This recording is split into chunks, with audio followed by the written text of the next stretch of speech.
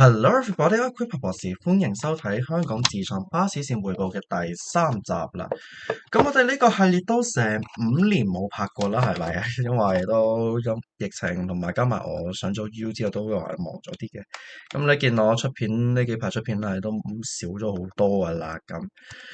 咁點解重新拍翻呢個系列咧？就因為咧呢5年嚟咧，其實就一直都仲寫緊路線建議嘅，咁都寫咗成百幾條嘅，咁亦都想同大家分享翻下咁。咁雖然有部分路線咧同前2集我介紹過嘅路線咧就差唔多啦，咁但係因為你知呢5年嚟巴士服務一直都係咁變化啦，咁其實有啲編號咧依家已經用緊嘅，你好似 K54係已經用緊呢個編號，不過同我寫嘅路線完全唔一樣啫嘛，咁解。咁亦都有啲路線係叫做實現咗嘅，但亦都有啲路線就係咯，咁亦都會保留翻啦。咁我哋今集都係照舊啦，我哋就15條線咧就介紹少一集嘅，咁係啦，咁我哋事不宜遲，咁我哋就即刻開始。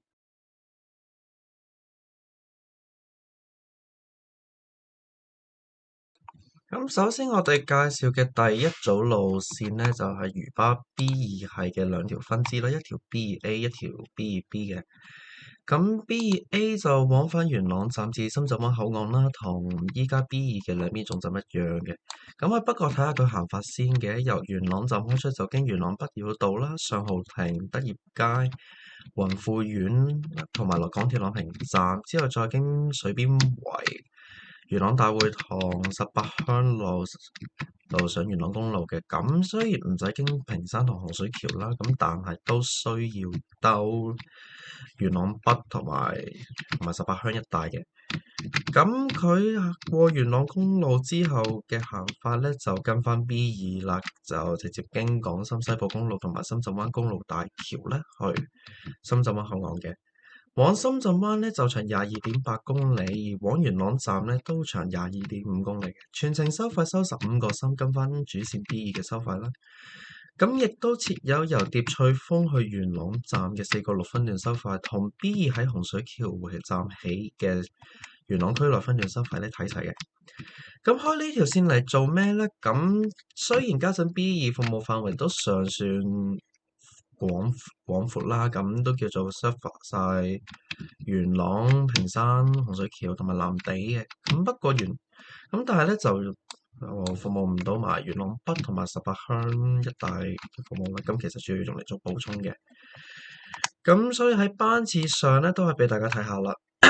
咁佢就6點鐘喺元朗站開頭班車，其實全程都係半個鐘左右去到深圳灣口岸嘅。返元朗站都係半個鐘嘅啫。咁而且夜晚10點元朗站就開尾班車。咁深圳灣口岸開10點半，相較主線嚟講咧，就當然早好多啦。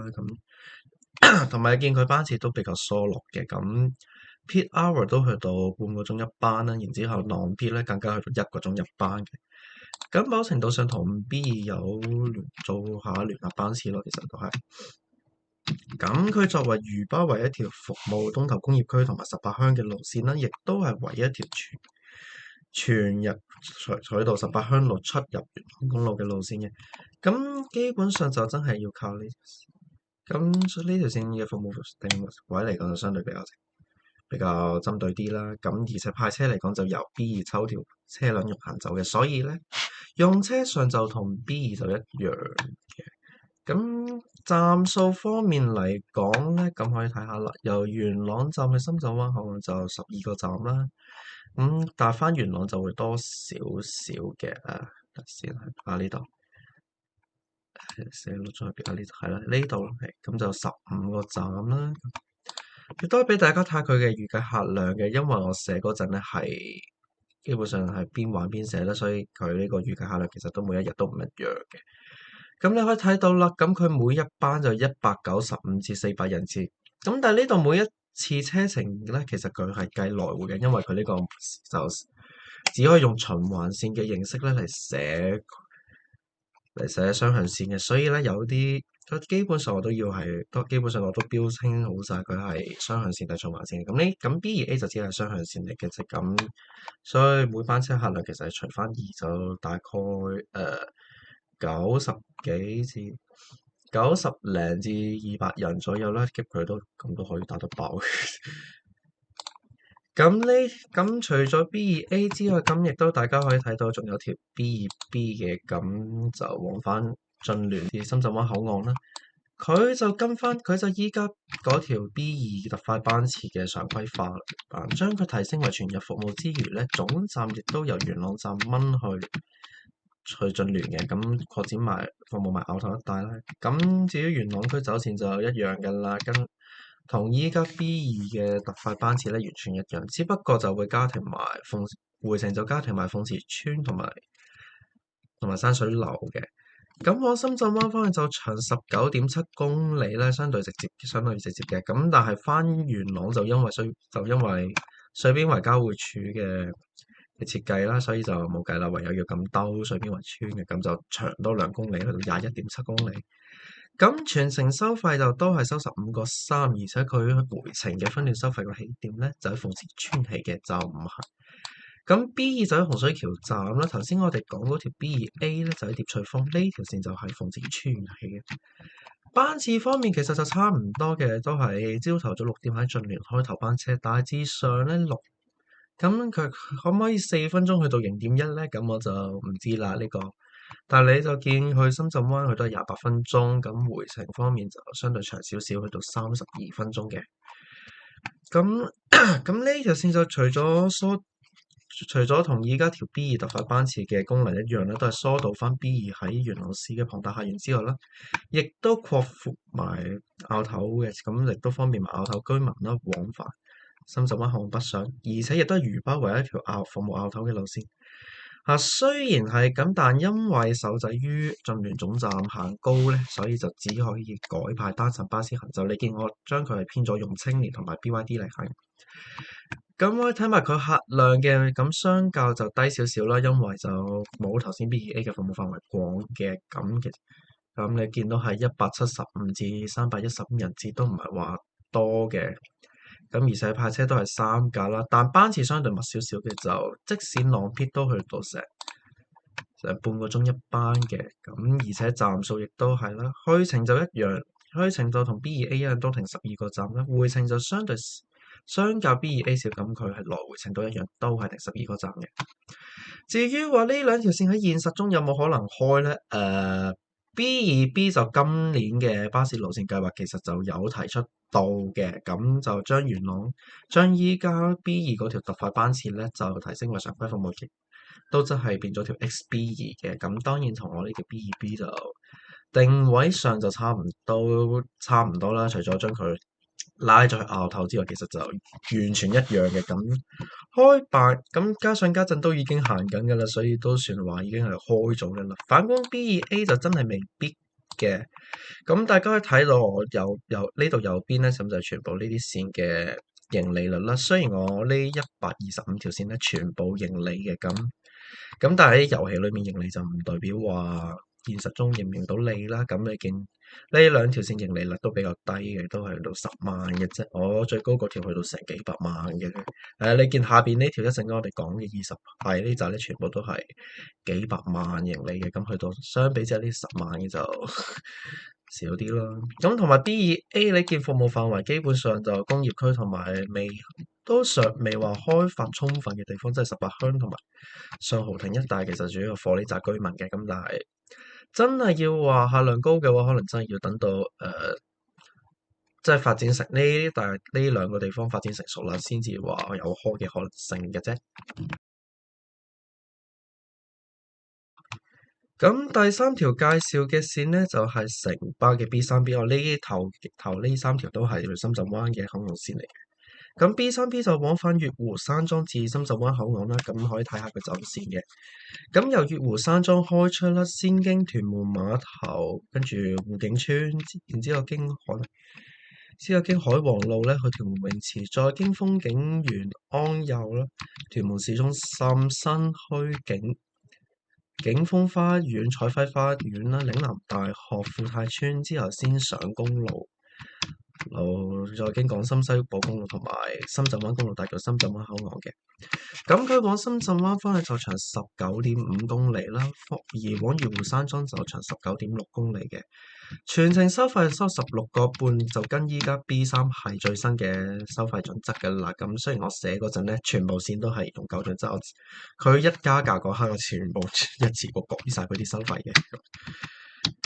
咁你見咁佢係冇分段收費嘅，所以呢條線就唔會，因為本身都唔會 prefer 話有人會搭呢條線嚟做區內通勤啦，係嘛？係咪先？咁可以睇下，大家可以睇埋佢嘅頭班車嘅。咁7點3先喺粵湖山莊開嘅啫，頭班車相當遲嘅。咁尾班車嚟講就10點鐘喺粵湖山莊開啦。呢紮線基本上尾班車時間都唔係早得，都唔係話遲得去邊嘅。咁你見到啦，深圳灣口岸開10點28分，咁基本上佢就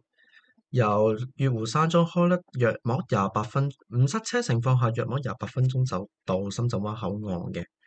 咁同樣地由深圳灣口岸開返去粵湖山莊咧，咁你見佢係7點43分開啦，咁8點11分就到，都係28分鐘就返到去嘅。咁呢條線就主要係用嚟填窿為主啊，因為家陣 B3係都基本上有啲服務，呢條線就主要 cover 翻依家 B3係服務唔到嘅粵湖山莊啦、康友啦同埋屯門東北嘅，富泰除外啊，同埋順便食埋 B3A 係富泰嘅服務，因為 B3A 依家落咗元朗公路之後係需要兜富泰先至再兜翻去青綠路嘅，相較嚟講比較迂迴啦。咁就想藉此開呢條線咧嚟取代翻 B3A 喺富泰一段嘅，等 B3A 可以而出咗元朗公路之後直接去青田村同埋兆康苑一帶，就唔使兜富泰村嘅。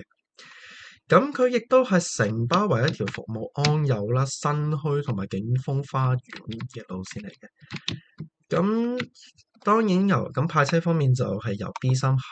由 B3係其他路線度抽調車輛啦，班次就唔係話密得去邊，你見佢 peak hour 同頭先嗰兩條一樣，都係半個鐘一班嘅。咁 non-peak 相較嚟講就較 B2B 就頭先條 B2B 疏啦，咁就對9個字一班嘅。咁由於呢條線主要係用嚟填窿咧，所以客就唔會話預客量有幾嗰個，亦都主要話填窿。你可以見到佢每一班都係有到335至535人次，但係只係需要2部車，用車輛嚟講係少咗，咁但係你見佢客量就當然比頭先係高啲咁多啦，叫做。咁同埋見車站數方面，其實佢都唔算話站少嘅。咁粵湖山莊開咧，去到深圳灣口岸都要停成16個站嘅。咁由深圳灣口岸開咧，就都要停翻15個站先翻到粵湖山莊嘅。咁當然呢個有俾4分鐘 break 啦。咁因為佢全程都係56分鐘，咁都想話整翻個齊頭，咪係咯，咪整翻4分鐘 break 啦。咁頭先嗰幾條，咁有啲我唔記得咗 set break 嘅啫，其實都會有相應程度嘅休息時間啦。咁費事啲師兄就係咯，搶到爆啦，係嘛？講完深圳灣嘅路線之後咧，終於講一條九龍區嘅路線咧，咁就係986A。咁佢作為6號 P 嘅特別班次，其實都唔係話特別班次嘅，都係話服務範圍相近嘅啫。咁佢只係喺返學日嘅朝頭早咧，由海達村單向開去觀塘裕民坊嘅。咁由海達村開出，先經海麗村啦、雲景台，之後荔枝角道、荔枝角長沙灣工業區，之後經饒宗頤文化館上呈祥道嘅，之後經北滘山花園啦、豐力樓，咁直達黃大仙，之後再經新蒲崗啦、彩虹村啦，再經彩石里轉上去四彩，即係兜佐敦谷一帶嘅，咁經埋彩霞村去佐敦谷北道總站，然之後再經樂雅苑、樂華村，之後最後經埋樂義山同埋觀塘市中心返裕民坊嘅。最初我寫佢嗰陣，其實係由公樂道呢度，由康寧道直入裕民坊嘅，收尾就變咗家庭觀塘市中心啦。咁如果唔係服務範圍過窄嘅。咁佢全長就17.6公里，全程收費就收7個4，跟翻路 P 嘅收費嘅，咁就未至於話收到貴到嘔企啦。咁亦都俾大家睇佢班次啦，咁大約可20分鐘開啦，咁一全日咁就朝頭早開成10班車嘅，班次上相當頻密啦。咁亦都大致上其實都係42分鐘就可以行晒全程嘅。當然朝頭早冇可能唔塞車嘅，其實都要約莫1個鐘左右啦，你計塞車嘅話。但係其實相較好少少嘅，所以佢就方便埋西九龍嘅，住喺西九龍嘅學生咧，直達東九龍校網，即係頭先我哋見到佢兜嘅樂怡山啦、佐敦谷同埋黃大仙嘅龍翔官立中學啊、永光書院嗰一帶返學嘅為主。咁而且亦都係唯一一條經呈祥道嘅九龍市區線啦。咁即使都係同樣行龍翔道嘅214咧，咁都只係話經龍翔道嘅啫，過北架山花園之後佢就直接落豆坪噶啦，咁就唔係好似呢條線咁咧經呈祥道去嘅。咁而且亦都係唯一一條經喺公樂道嘅走線咧，咁佢同依家條28S 咧就啱啱相反嘅，咁就以逆時針形式咁行啦。如果順時針咁兜，咁就用兜，咁仲兜咩？而且呢條線都屬於半直通路線嚟嘅。喺龍翔道咧，佢只係停北架山花園啦，同埋黃大仙廟呢兩個站嘅，之後直接落彩虹道，咁就停大有街嘅咁。車程上嚟講，其實相當直接嘅，咁派車當然冇乜限制啦。咁佢同6P 相比咧，6A 過美孚之後，當然係近，就直上5號幹線，直達新蒲崗啦。咁就而且過彩虹之後，就經佐敦谷同樂怡山咧去觀塘市中心，就唔使經觀塘道嘅。咁某程度上都叫做避開咗觀塘道日常塞車嘅狀況㗎啦。咁但係咁，當然站數嚟講就多好多啦。咁由海達邨開都成23個站嘅，咁但係諗下喎，咁佢由美孚開嘅話，其實佢去到黃大，佢只係需要8分鐘就到黃大仙㗎啦噃，呢個仲快過港鐵㗎噃，大佬。咁所以我又覺得係真係應該開得成嘅，而且最主要係雖然話做學生客為主啦，咁但係實質上其實亦都有部分亦都方便埋部分喺東九龍返工嘅西九龍居民啦，就直達新蒲崗一帶返工嘅，咁亦都唔使話，咁就免受港鐵擠逼啦，同埋路 P 嗰一紮兜太子路東，咁係太子路東新蒲崗呢段塞到阿媽都免得呢種嘅痛苦啦。第5條介紹嘅路線咧，就大家見到啦，咁就係呢條城巴 B8P 啦，咁就往返烏溪沙站至到香園圍口岸嘅。咁喺馬鞍山一段走線其實就比較正常啦，咁佢就大致上同 A41P 嘅行法差唔多啦嚇。都係跟翻 A41P 咁嘅行法嘅，咁就由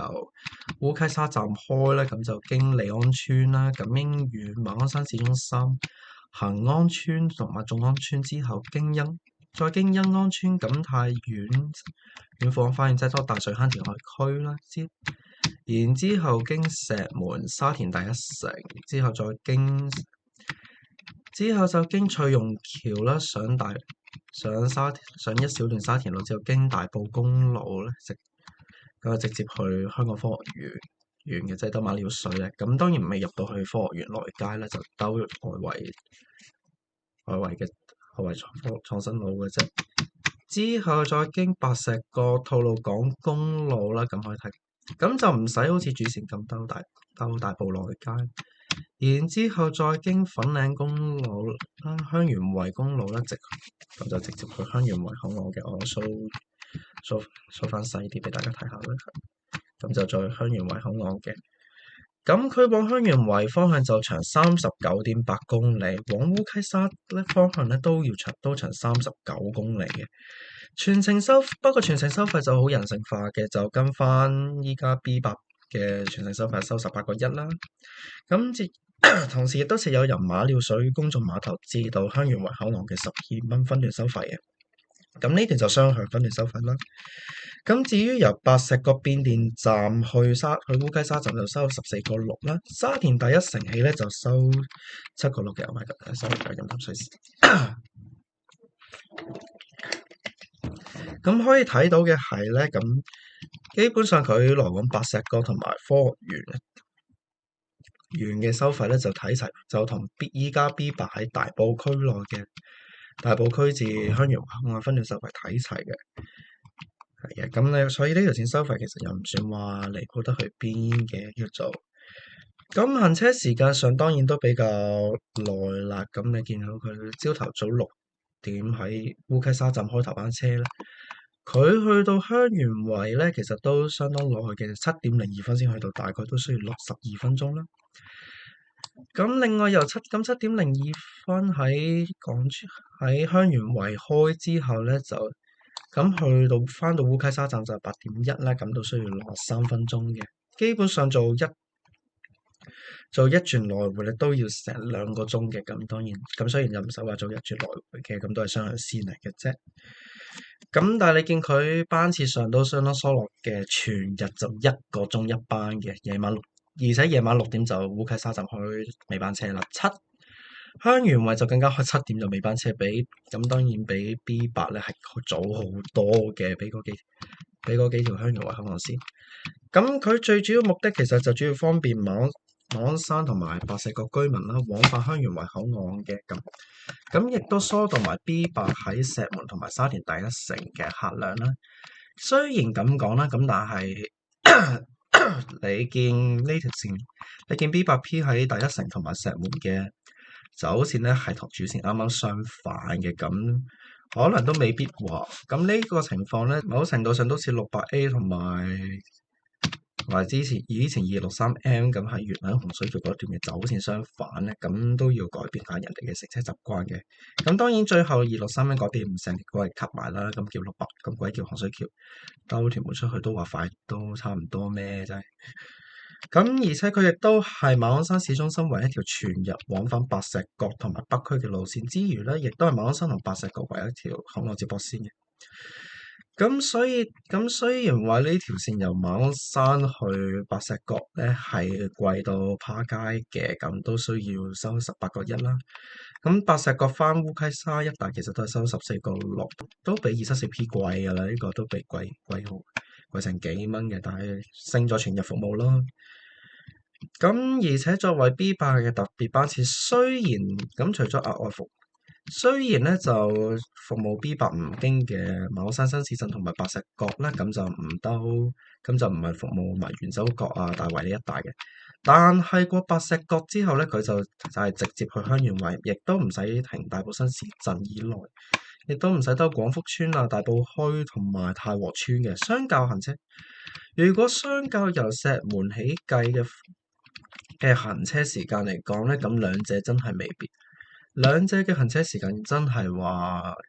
基本上係有得係隨時 B8P 嘅時間係分分鐘隨時快過主線嘅，咁起碼唔使喺大埔區呢就塞呢幾盞燈啦，同埋基本上創新路呢一段都唔係話好多燈嘅，大部分都係好順燈嘅，基本上都冇乜燈可言嘅。咁但係站數方面亦都係俾大家睇下啦，呢條線站嘅車嘅站數係相當之多嘅。咁佢由烏溪沙站開咧都要停26個站先至去到香園圍嘅，由香園圍翻去就更加癲嘅，去到29個站嘅，站數係相當多嘅。咁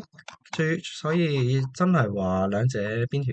者走線話邊條線快啲咧就好難講啦。B8P 唔塞車都要1個鐘，你 B8我親測過都係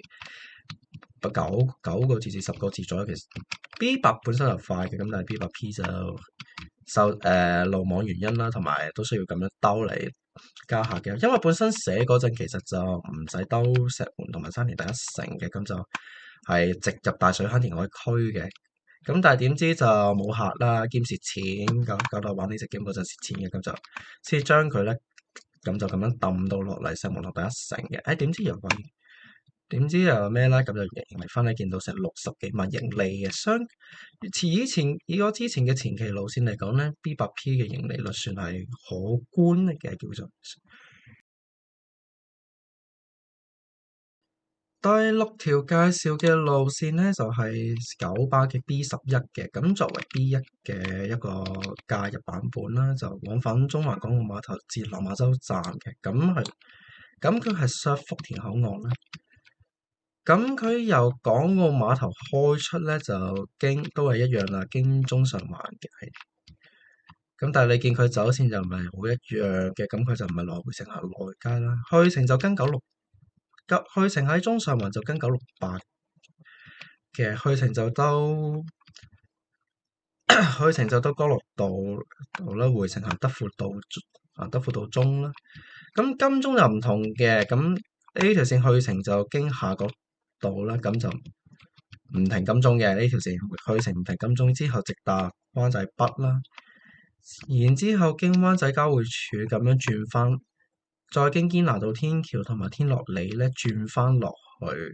軒尼詩道嘅，咁然之後再經怡和街、高士威道、興發街咁樣，即係咁樣兜維園咧，再兜翻去停景隆街之後先上紅隧嘅，咁佢係行紅隧嘅啫。咁回程方面，B11落紅隧之後咧，就大致上跟 N368嘅走線大致上啫，咁都係咁樣都係咁樣兜永興街啦，但係之後就兜大坑道停中華遊樂會，之後就咁樣係啦，停華人書院，然之後再經摩頓台同埋大坑道天橋咧咁樣轉，咁佢咁樣轉落告士打道嘅，之後一樣啦，都停埋景隆街之後先經波斯富街咁樣轉翻落去電車路，轉翻落去軒尼詩道嘅。咁至於咁港島段講完啦，之後咧過紅隧之後佢就唔停紅隧轉車站嘅，就直接經加士居道天橋啦，渡船街、西九龍走廊、葵涌道、荃灣路、屯門公路、大欖隧道，咁停大欖隧道轉車站嘅，之後經青朗公路啦、新田公路停埋黃巴站之後係落馬洲路不停站直達落馬洲港鐵落馬洲站嘅。咁往落馬洲方向就長47公里啦，往港島方向咧就長47.8公里嘅。咁全程收費就收30個2啦，因為實揾唔到要有咩路線去同佢對標嘅，咁又唔係話貴得去邊啦。咁由欖隧轉車站去落馬洲站嘅分段收費就收13個9，呢點就同意 B1 喺元朗市嘅分段收費睇齊嘅。你會話開呢條線嚟做咩呢？咁 B1 咁眾所周知啦，家陣 B1 嘅需求可以話係供不應求啦，而且基本上都需要話搭到去元朗先至轉到 B1 嘅。咁 B11就主要提供直接來往福田口岸或者皇崗口岸，因為接駁到黃巴站至到港島區嘅服務啦。咁用嚟同跑狗爭客之餘咧，亦都可以疏導埋 B1 嘅龐大客量。咁佢亦都係落馬洲唯一一條直達港島區嘅路線啦。咁雖然較東鐵慢嘅，咁呢條線落上環都要成66分鐘，可以俾大家睇下佢去到金鐘係要幾耐嘅？你睇到佢朝頭早9點喺上環開頭班車啦。但係下晝4點就已經尾班㗎啦。咁去到落馬洲就大概5點03分就開尾班車啦。咁可以睇下嘅，由落馬洲站去到太古廣場咧都要58分鐘嘅，即係去到基本上呢段東鐵都要10個字，呢條都要差唔多1個鐘左右啦。咁呢條線都其實都唔係話差好遠，又唔係差好遠喎居然。咁客量方面都可以俾大家睇下嘅，因為事關呢個遊戲日子啱好星期五，咁可以睇到埋佢星期六嘅客嘅。咁佢全日20分鐘一班啦，相較 B1 就當然疏好多啦。咁 B1 即使正常都係做10分鐘一班嘅，咁呢條線我都4個字，但係你見到佢客量都唔錯嘅，咁就一班480至840人次咁你。而且我開嗰段時間啱啱係佢客量最高嗰段時間，不過話就唔想話佢太即係競爭過大啦，所以就開正佢浪 peak 嗰陣嘅時間嘅。咁用車咁就當然跟翻對標翻 B1 嘅收費咧，見呢條線限量咁高，仲唔用12.8嚟行啊！真係。第七條介紹嘅路線咧，就係一條迪士尼散場路線嚟，咁就叫做 R17啦。咁就只係喺週末樂園完煙花匯演結束之後咧，由迪士尼樂園單向開去港鐵黃竹坑站嘅。咁佢由迪士尼開出啦，咁就同大部分散場線一樣嘅啦，經竹篙灣公路啦、青嶼幹線、青嶼幹線啦、長青公路，跟住南灣隧道、昂船洲大橋之後西九龍公路西隧咁去港島嘅，同呢點同 R11一樣。但係過港島之後行法咧，就經依次序咧，就經西營盤啦、停高樂花園之後咁佢呢段就跟翻 A10嘅行法，經皇后大道西啦，之後經堅尼地城啦、域多利道啦，咁佢過摩星嶺之後，佢都係直接行域多利道嘅，之後轉落沙灣徑去數碼港，再經埋貝沙灣啦、經埋貝沙灣之後咧，先兜一轉至富花園嘅咁佢依次走，咁佢就兜富明苑先，之後再兜去富人苑啫，然之後再經華富村，然之後再經翻華富村啦、田灣山啦、香港仔大道啦，同埋黃竹坑工廠區咧，再去黃竹坑站嘅。全長42.4公里，收費咧就跟翻 A17嘅收費收41個，咁佢就收翻41.9嘅。咁你會好奇啦，呢條線明明走線同 A10幾乎平衡咁滯，佢係除咗唔經呢段唔經薄扶林呢一段薄扶林道之外咧，咁佢個自負翻去嘅行法大致上都係同 A10完全一樣，甚至乎比佢更加廣嘅。咁但係點解唔叫做 R10 反而叫 R17咧？咁其實本身我寫呢條 R17之前咧，仲有一條 R10嘅，不過嗰條線真係蝕錢蝕得太嚴重，就俾我 cut 咗啦。嗰條 R10咧就由迪士尼開，就真係去鴨脷洲利樂街嘅，咁但係行法就反而跟翻 R17咁行嘅，咁就兜港島北啦，之後經黃泥涌峽道啦、南豐道咁樣兜落鴨脷洲嘅，咁因為到鴨脷洲仲係想做 R10啫，咁呢條線做黃竹坑就用 R17嘅，咁但係結果 R10就客量過低，兼且喺遊戲裏面已經蝕到入肉啦，跟住就俾我 cut 咗，剩翻呢條 R17 亦都係比較咩嘅，我亦都 cut 到佢變兩班之後咧，先至叫做話勉強你都見到佢盈利係有少少嘅，但係就唔係話好多咯。同埋你見我淨係開兩班嘅，之前我係開成幾班嘅，但係而家就係咯，亦都俾大家睇埋佢客量啦。咁就係啦，咁一班就425至855人次，上一個叫做話極低嘅一個客量啦，都唔叫話極低嘅，叫做話可以話打得爆咁，但係你話有冇人坐咧就真係嘅。咁兼且亦都係承包為一條常規嘅迪士尼樂園完散長線啦。你依家好似R11R22都只係話迪士尼有活動先至，同埋海洋公園 R11仲好啲，就起碼海洋公園話停止售票嗰陣咧，就會由金鐘開翻去迪士尼嘅服務嘅。咁但係基本上都係特別服務啦，就唔係似 R17呢條常規散場線嚟嘅。而且佢亦都係我寫裏面嘅3條都會經沙灣徑嘅巴士線啦。咁係啦，咁我睇埋我呢個寫嘅備註咁，雖然係作為 A17嘅特別班次啦，但走線咧反而同 A10相近，但就唔經摩星嶺道、薄扶林道同埋鴨脷洲嘅。某程度上，佢亦都因為咁咧，可以派出12.8米巴士咁，但係當然都未至於啦，因為始終域多利道一段嘅路況咧，都比薄扶林道差嘅，其實都係。咁亦都加上沙灣徑本身我都唔係話太 prefer 用太大嘅車嚟行啦。咁雖然大部分經嘅地方都係用12.8，就唯獨是中間嗰條域多利道就係有少少保留嘅。站數亦都因為咁而相當多啊！咁由迪士尼樂園開，咁去到黃竹坑都要停成48個站，全程行車時間亦都需要成70分鐘嘅。咁但係可唔可以70分鐘咁樣咧行咧就真係唔知啦，因為 A10我坐過，大致上一定2個鐘個零鐘嘅，基本上2個鐘左右啦。所以你話呢條線雖然話較 A10短少少，但係你話行車時間上咧就應該，我對佢保留都一定係過個半鐘㗎啦。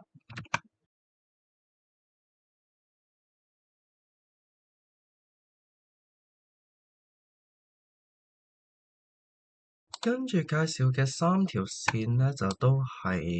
由尖旺往返啟德嘅 shuttle bus 咧，叫做咁一條就20B，跟住一條有20C 同埋一條20B 嘅。咁3條線都算係我遊戲裏面咧最賺錢嘅3條線之一啦。咁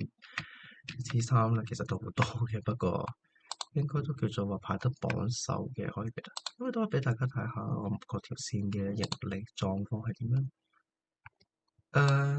都叫做咁都可以去到咩嘅頭幾位嘅20C當然最多，叫做某程度上裡面最多嘅。先講20B 先啊，20B 就往返尖沙咀至啟德啦，循環線咁就喺新港中心做循環點，即係前廣東道總站嗰度嘅。咁呢個都算話係重新利用翻廣東道總站啦。咁佢就經廣東道啦、尖沙咀、紅磡站之後都會到紅樂道同埋溫思勞街隧道咁轉翻出到灣環上路，然之後經富豪東方酒店、新蒲崗、啟晴邨、德朗村、承啟道，即係啟德體育園啦，然之後再經碼頭角道轉翻出去嘅。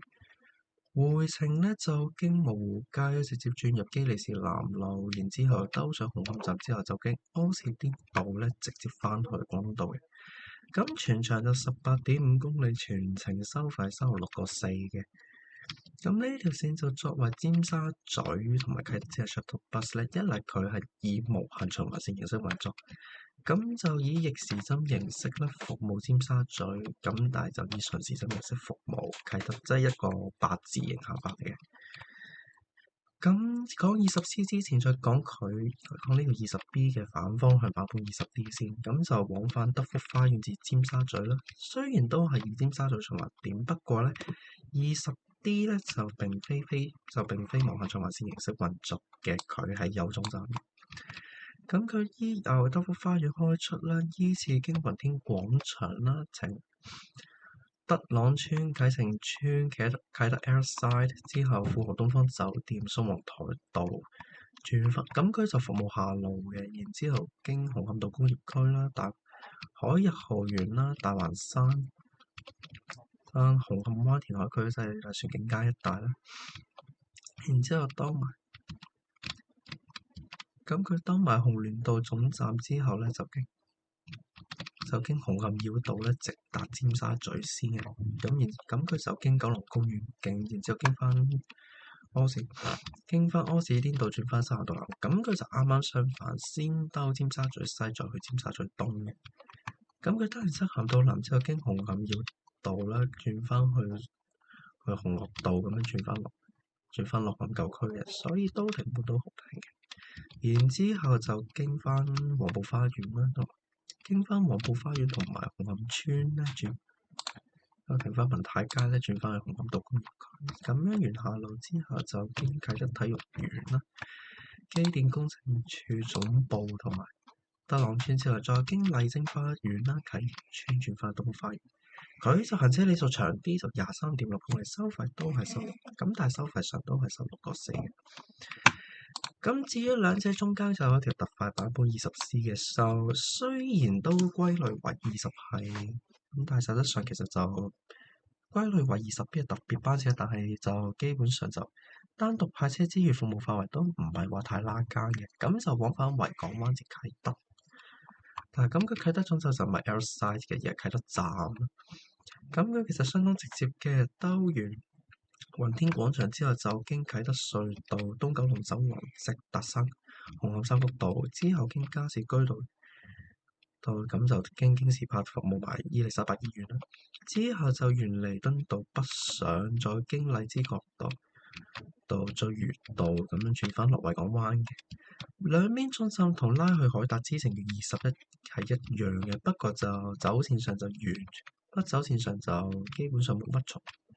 貼嘅，我諗淨係同時 serve 埋啟德同埋維港灣嘅啫，甚至乎佢離開維港灣之後，佢都唔兜大個咀啦，富榮花園同埋佢亦都唔係行窩打老道啦、亞皆老街咁樣轉翻落啟德嘅。相較走線上會快少少，較以前嘅20號係快啲啦。咁佢始終行啟德隧道東九龍走廊直啦。不過彌敦道塞車就塞到咩㗎啦，咁佢往啟德方向就長10公里啦，往維港灣方向長9.8公里。咁喺呢集，咁我喺寫呢3條線裏面咧，唯獨是得20C 係雙向線嚟嘅。咁講翻，咁3條線特點咧，都係提供尖沙咀、紅磡。咁20B 同20D 都係提供尖沙咀、紅磡、土瓜灣以及啟德之間嘅一個短途穿梭嘅流水服務啦。咁20D 就額外服務埋紅磡灣同埋九龍灣嘅，疏導20B 平日大客量，因為3條線客量都相當恐怖嘅。咁咧俾大家睇下20B 嘅班次，哇密到咧！朝頭早7點喺新港中心開之後咧，就基本上一直 run 到夜晚9點半喺新港中心開嘅，翻到去其實都係10點半嘅啫。咁佢全日10分鐘一班嘅。20C 嚟講就密，20C 就比佢更加密啦。朝頭早6點喺維港灣開頭班車，咁佢去翻到天環就27分鐘，去啟德就27分鐘嘅，但翻維港灣就只係24分鐘。班次就比頭先條20B 密啦，5分鐘一 peak hour， 5分鐘一班，non peak 之後咧都維持到8分鐘一班。服務時間亦都比佢長啦，去到應該維港灣係開11點28分嘅，咁基本上翻到去啟德尾班車更加去到11點11。服務時間亦都相當長，全日班次都咁密啦，咁皆因彌敦道一帶需求都咁高嘅。20D 就跟翻主線，但係頭班車時間比佢更加早啦，6點3開喺九龍灣開頭班車啦，然之後基本上大致上全程咧就約莫80分鐘左右嘅，咁佢都係全日10分鐘一班嘅咧。不過9點7就喺九龍灣就開尾班車，又相當早。咁3條線嘅特點嚟講咧，20B 同20D 咧都係僅有2條途經全段柯士甸道嘅路線嘅，咁亦都係服務翻昌會山軍營呢一紮同埋柯士甸道呢紮嘅空白啦。20B 就係啟德唯一一條來往廣東道商業區，叫做唯一一條來往廣東道商業區路線。雖然都有20A 啊，不過20A 好似都係南行先經回北行，都唔係北行都好似係行九龍公園徑嘅。嗰帶翻啟德好似，咁20B 好似係翻啟德先兜嘅，但係啟德過去真係執呢條。至於20D 咧，就係唯一一條服務大環山同埋紅磡灣海旁嘅路線。你見呢條線就唔係話，佢雖然都係行紅磡道，但係咧佢中途會轉入去船景街同埋大環山道嘅，服務紅磡灣呢一紮啦，同埋得埋紅蓮道總站嘅。20C 嚟講咧，就作為唯一一條經東九龍走廊同啟德隧道直接往返啟德同埋油尖旺區嘅特快線啦，而且亦都係唯一一條經聚源道往返大角咀嘅路線。由於定線直接，加上亦都途經九龍心臟地帶咧，所以某程度上嚟講，20B 嘅某程度上3條線客量都相當高嘅。咁20B 客量咧就俾大家睇，先俾大家睇下20B 嘅客量先嚇，咁我寫嗰陣咧就咁就每一班285至680隻，加成高咗435至835，加上佢全日 run 咁耐咧，你見佢都要用6架車嚟行嘅。用車都相當多嘅，而且站都多嘅，佢都成34個站嘅。20D 嚟講就相較嚟講，20D 客量就好似係就睇下先。佢係平日唔開嘅，所以20D 就平日唔開，所以呢個就睇唔到。不過寫嗰陣佢係285至705人次。相較嚟講，同20B 客量相當大，但整體客量其實會比佢高少少嘅。20C 就真係做全 20C 嚟講咧，就係呢個你見我開到5至8分鐘一班都相當恐怖嘅一個班次啦，咁佢每一班295至585，雖然好似唔係好多咁，但係咁因為班次都基本上拉勻度啊，話5至8分鐘比頭先兩條線係密成一倍嘅。咁如果按翻10分鐘一班咧，應該係唔夠載嗰度成500幾600人次嘅。咁所以你見佢用快車亦都派到成11架咁多嘅單。但呢個就係點解我話呢條線要單獨派車，因為派車佔額係相當之大嘅。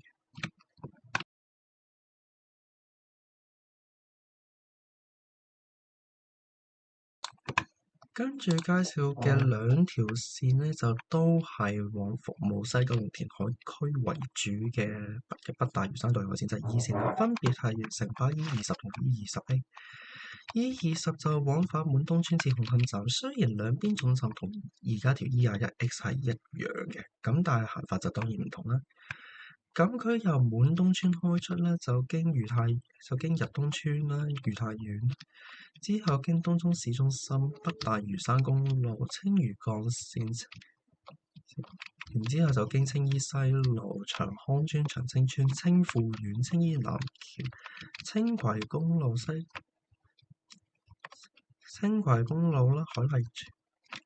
村、海達村南、富昌村、維港灣、富榮花園、海富苑、渡船角、西九龍站、廣東道商業區同埋尖東，再兜返上紅磡站嘅。咁佢往紅磡站方向就長41.3公里，往滿東村咧就長41.4公里，全程收費就收14個半嘅。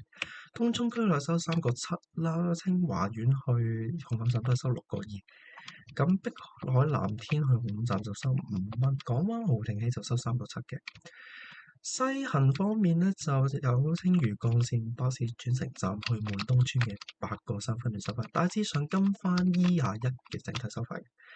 咁你見呢條線收費都相當之平嘅啦，即使青衣去尖沙咀咯，你同樣地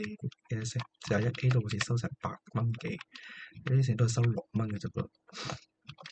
咁另外呢條線呢，就僅限西行兜渡船角嘅，回程喺海雲道就睇海雲道北停站，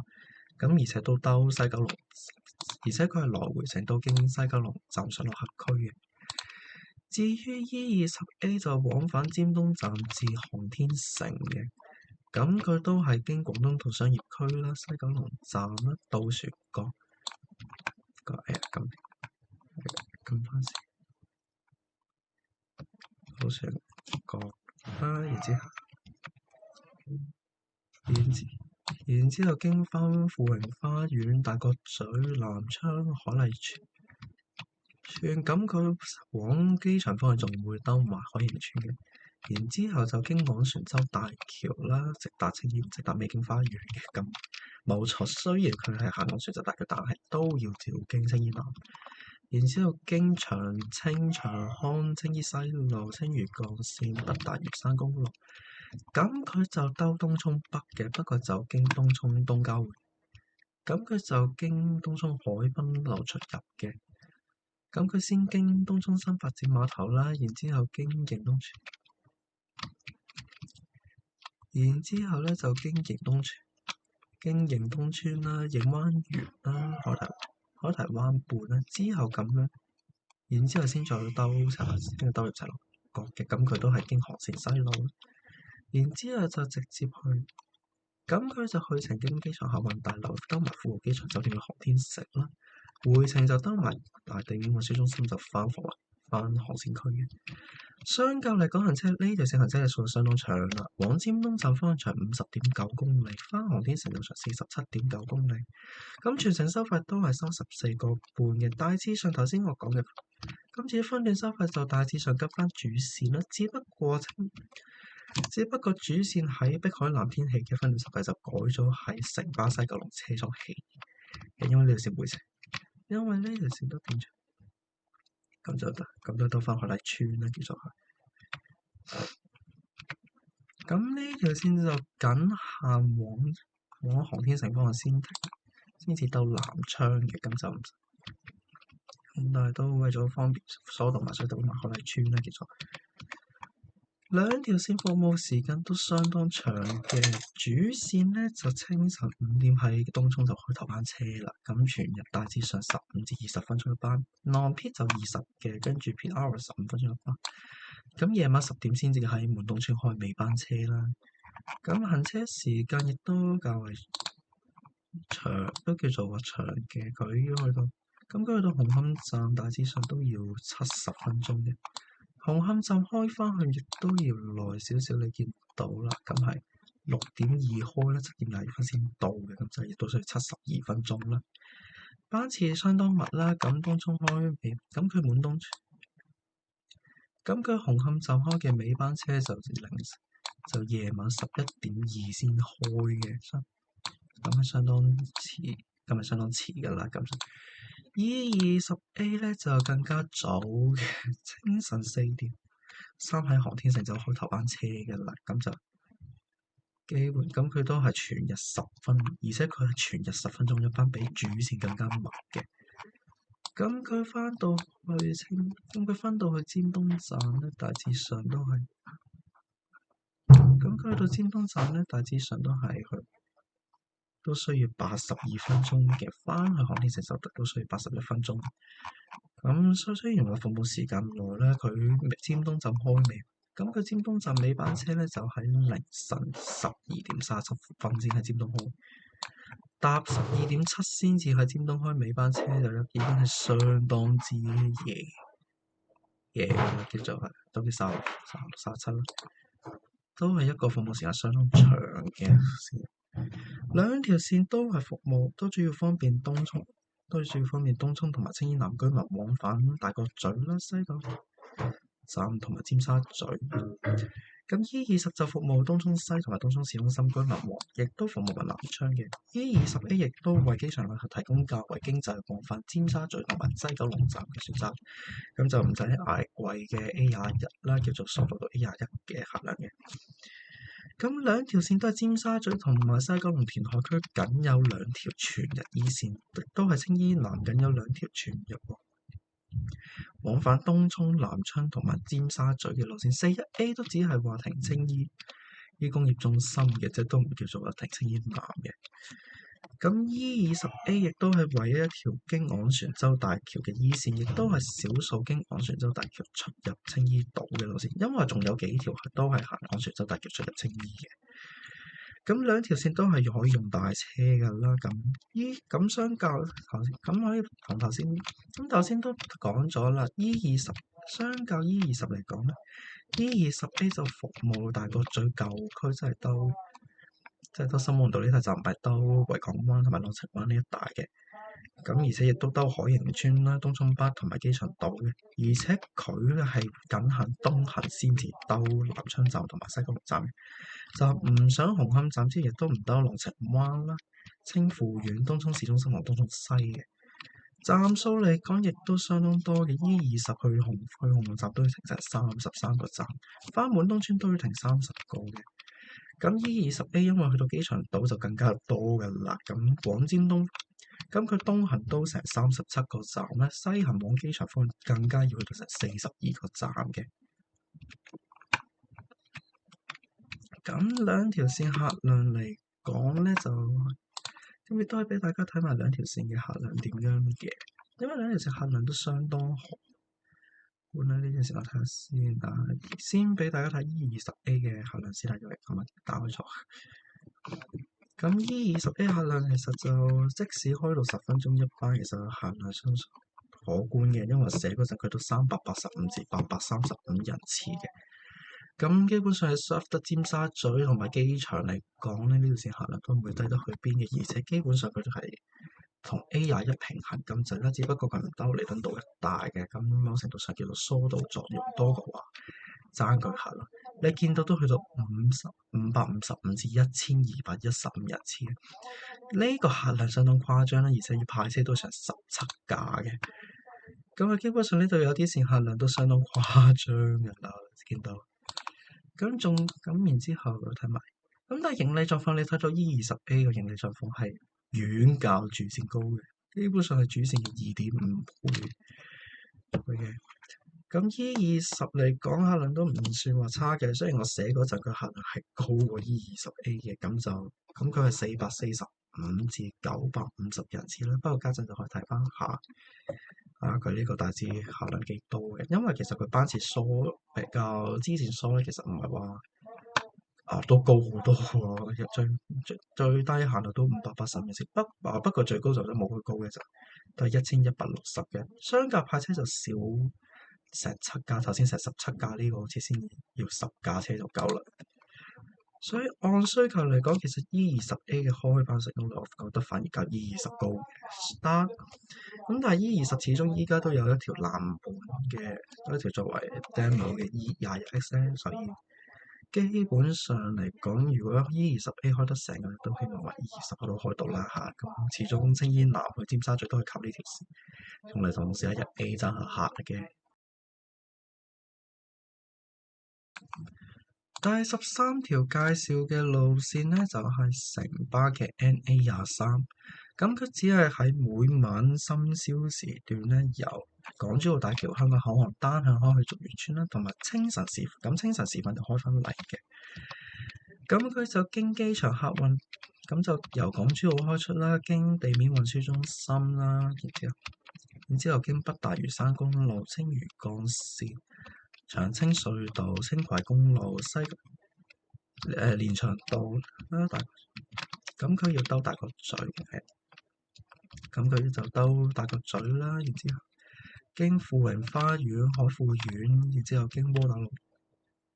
然之後經窩打老道啦、油麻地，咁呢段你睇到好亂嘅，咁係佢兜何文田嘅，咁佢就經何文田村之後咧，會轉入忠孝街啦，轉入忠孝街就停兜愛民村啦，然之後經埋何文田站之後，再經埋何文田南村啦、冠德苑即係上城街一帶，上旺街之後再兜長盛街同埋天光道轉返出亞皆老街。係咁何文田佢上檔兜啦，然之後經亞皆老街球場啦，開程兜宋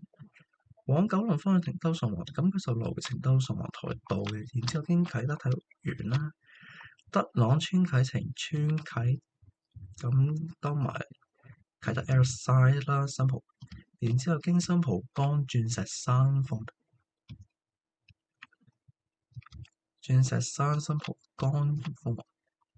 咁佢亦都會兜埋鳳凰新村，之後兜鳳凰新村啦，再兜埋成個慈雲山。之後再兜晒成個慈雲山，再經沙田坳道落返去竹園村。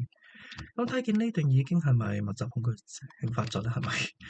咁行車里數相當長嘅，往港珠澳方向就長54.8公里啦，往竹園方向更加去到成56公里嘅。咁全程收費係收54個4，跟翻 NA29嘅收費嘅。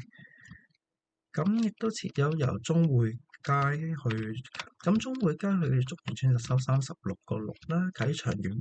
祥苑起咧就收26個2嘅。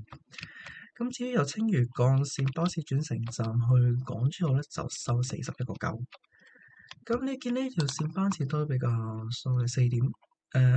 點半先至先至續開，咁得一班嘅。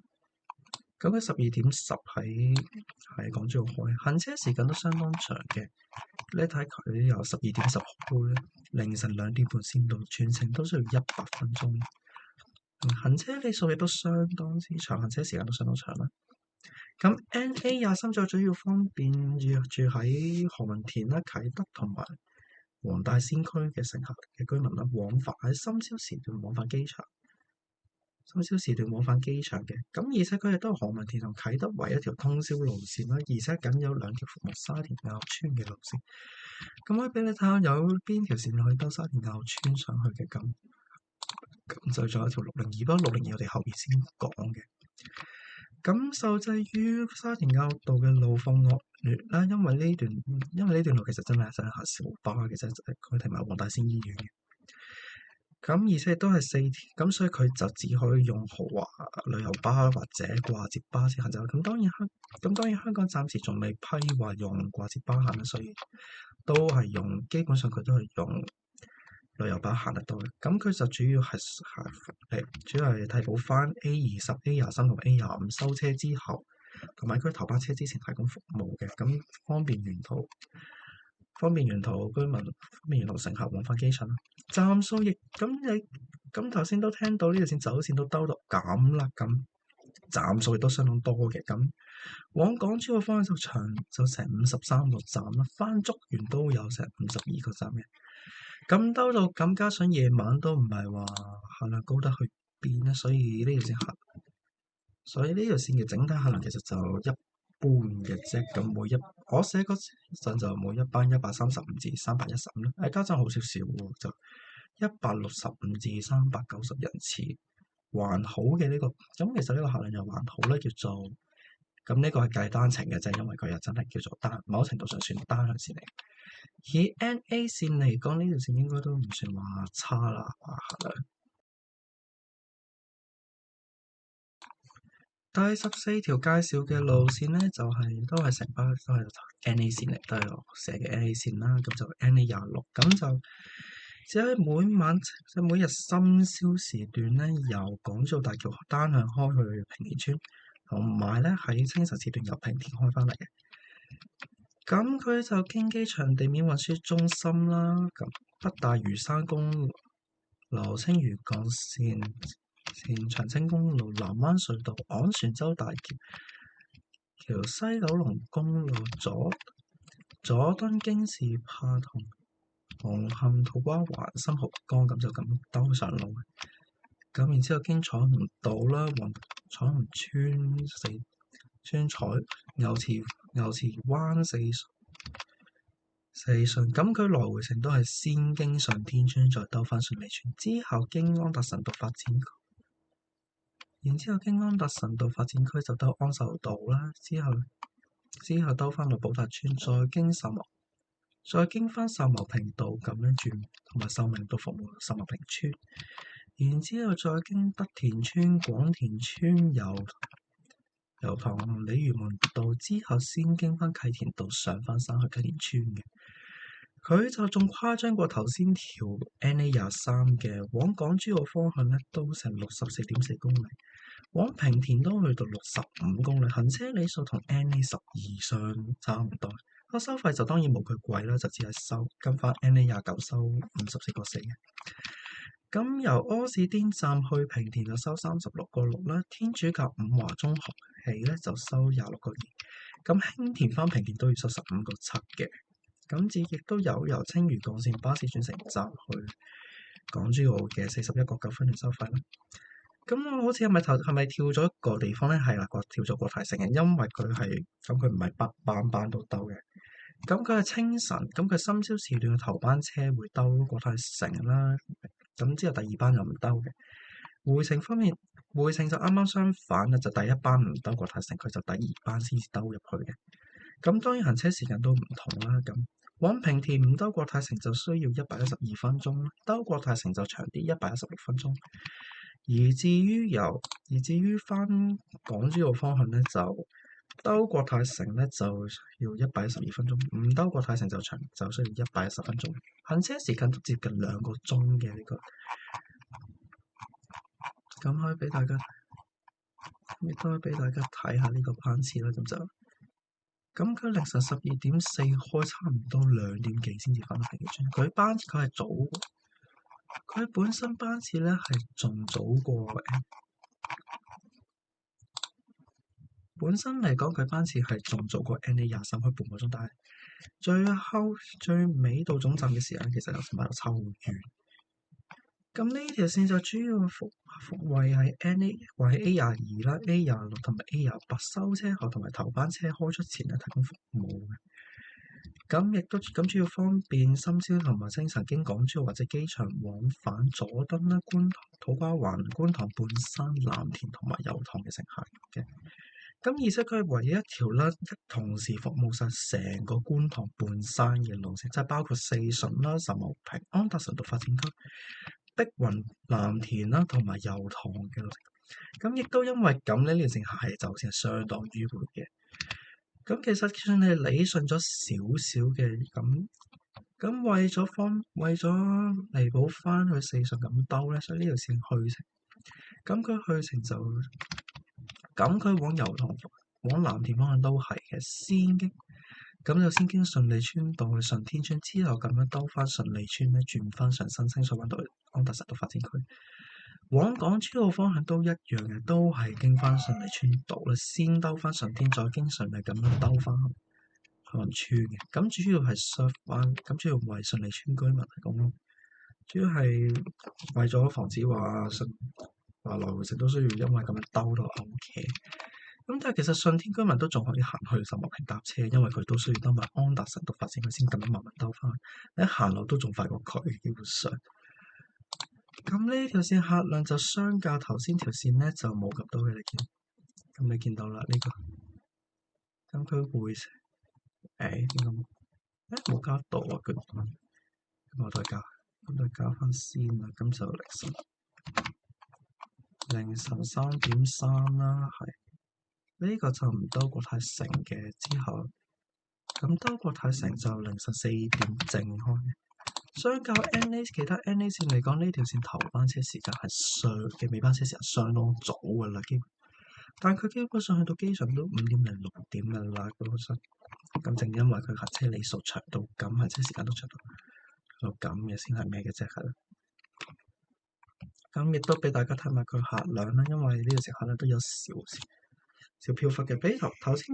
先嗰條線都見到話唔係話好得去嘅，呢條線好居然好過佢，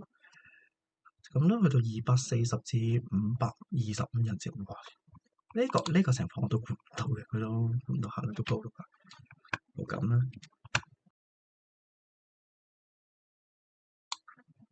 最後咧，我哋就介紹埋九巴呢條，咁介紹埋呢條32嘅特快班次32X 啦。咁佢只喺平日朝早繁忙時間咧，由象山村單行去旺角東站啦；下晝繁忙時間就係旺角東站開返去嘅。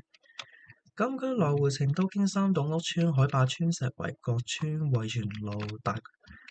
大窩口啦。不過去程就兜過隧路，回程就經青山跟翻32M 嘅行法啦，叫做。之後就跟翻32咁行青山上路嘅，然之後去程咧就沿蝴蝶谷道啦，轉上西九龍走廊，一直搭太子同埋旺角咁停埋亞蘭街之後再去旺角東站。回程就沿亞皆老街轉翻入去新旺道啦，經大角咀南昌海達邨，跟住碧海藍天同埋大南西街之後咁樣再跟翻32嘅行法咧翻去平禮徑嘅。咁佢往旺角方向咧就長12公里，翻象山又長好多嘅13.8公里，而且全程收費都唔同嘅。去程就因為作為特快線咧，所以就收成9蚊嘅，咁亦都設有由蝴蝶谷新村去旺角東站收7.2。咁亞蘭街去旺角東站都只係收5.8嘅。回程咧就跟翻主線收費啦，就收7.8嘅。咁亦都設有由饒宗頤文化館去象山嘅6個半分嘅收費。呢條線亦都係全港唯一一條來回程收費都唔同嘅雙向線啦。咁你會話啦，雙人來回程收費唔同，唔係仲有九巴26M 同埋城巴82X，咁呢兩條循環線嚟嘅。咁作為翻雙向線嚟講，呢條線亦都只係唯一條，亦都只係計西隧通車之後嗰幾條聯營線，即係中巴專營權結束之後，原本都係嘅。往新界方向咧就全程收費低過話皇崗路方向嘅，咁主要係咁分。咁呢條線實咁樣嘅車費，咁樣設車費咧，就因為佢呢條線去程係真係特快，回程就做流水客嘅。咁佢就主要方便象鼻山同埋大窩口居民特快往返旺角返放工，同時疏導埋32下晝繁忙時間長沙灣返新界嘅客量嘅。咁亦都係唯一一條經深旺道去深水埗區嘅新界西路線啦。咁呢條線客量嚟講就你可以根據翻盈利率嘅，因為呢條線射完之後佢一直都好似都冇話彈翻下，但係你見佢盈利率都唔錯嘅。咁佢係啦，咁佢而且來回程都唔經梨木樹村相隔32嚟講嘅話，實為佢係快啲嘅。咁站數方面亦都係啦，往旺角方面就只係停19個站嘅啫，往象山方面都係停27個，就需要停27個站多嘅。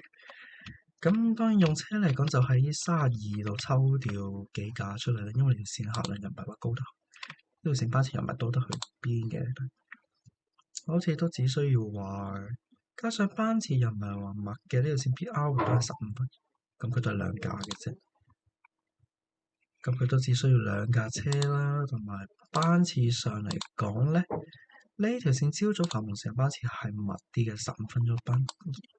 下晝下返咧就疏啦，就只係半個鐘一班做疏導作用嘅啫。行車時間佢29分，咁南行往九龍方向就只需要29分鐘啦，但返新界就需要多8分鐘，去到成37分鐘。但你再計埋塞車嘅話，其實去程嘅話都可以確保話全程最起碼7個字咯，但回程嘅話真係要多1倍時間或者1半時間左右嘅。好啦，話咁快我哋就介紹晒呢15條線嘅一個大概嘅一個